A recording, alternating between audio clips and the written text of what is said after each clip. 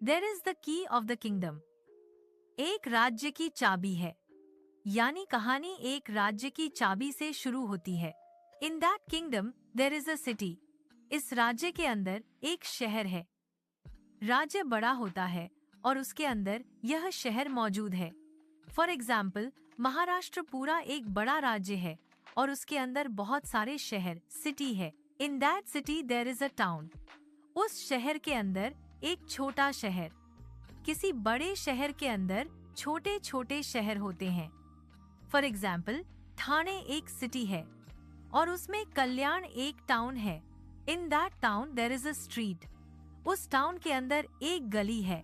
Town के अंदर कई सड़कें होती हैं। फॉर एग्जाम्पल, अंधेरी एक टाउन है, लिंक रोड एक स्ट्रीट है।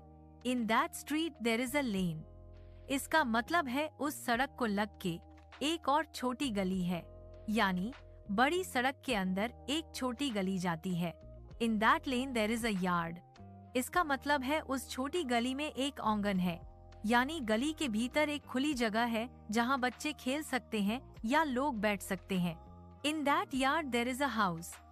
इसका मतलब है उस आंगन में एक घर है, यानी आंगन के अंदर एक छोटा सा प्यारा घर बना हुआ है। In that house there is a room. इसका मतलब है उस घर के अंदर एक कमरा है, यानी घर के अंदर एक छोटा सा कमरा है जहाँ लोग रहते हैं या चीजें रखी होती हैं। In that room there is a bed. इसका मतलब है उस कमरे में एक बिस्तर यानी बेड है, यानी कमरे के अंदर एक बिस्तर रखा है जिस पर कोई सो सकता है या आराम कर सकता है। On that bed there is a basket. इसका मतलब है उस बिस्तर पर एक टोकरी रखी है, यानी बिस्तर के ऊपर एक छोटी सी टोकरी रखी हुई है। In that basket there are some flowers. इसका मतलब है उस टोकरी में कुछ फूल रखे हुए हैं, यानी टोकरी के अंदर सुंदर सुंदर फूल हैं। फ्लावर्स इन द बास्केट, इसका मतलब है टोकरी में फूल हैं, यानी टोकरी के अंदर सुंदर फूल रखे हुए हैं। इसका मतलब है बिस्तर पर एक टोकरी रखी है, यानी बिस्तर के ऊपर एक छोटी सी टोकरी रखी हुई है। Bed in the room. इसका मतलब है कमरे के अंदर एक बिस्तर यानी बेड है। फॉर एग्जाम्पल, कमरे में एक बिस्तर रखा हुआ है जिस पर कोई सो सकता है या आराम कर सकता है। Room in the house.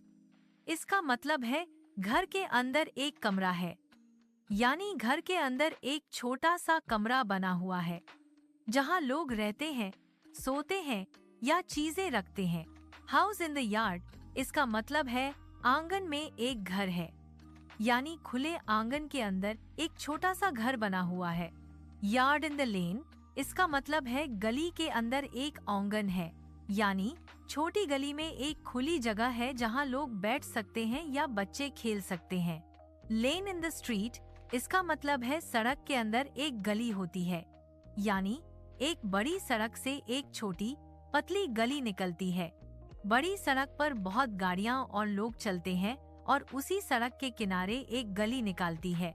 Street in the town का मतलब है शहर के अंदर एक सड़क होती है, यानी शहर में जहाँ जहाँ घर, दुकानें और लोग होते हैं उनके बीच से जाने वाला रास्ता सड़क कहलाता है।